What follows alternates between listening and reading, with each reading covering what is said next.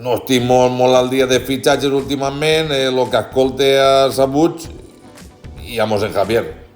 He sentit que venia Buchanan i busca en internet i resulta que és un whisky mexicano 12 anys, això no millora el que tenim. Ja tenim en el ceramista i el vasco tenim Macal amb 25 anys.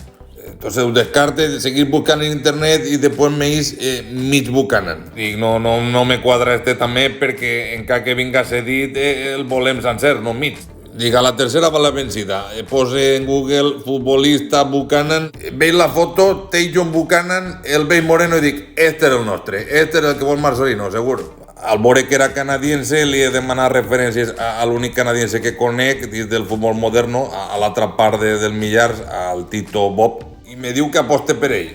I això ve a reforçar, a seguir donant color a l'equip, potent, dribbling, desborde, juga a peu canviar per l'esquerra, pelo mocho i sé que té amortigua molt bé, a pegar-li de cap.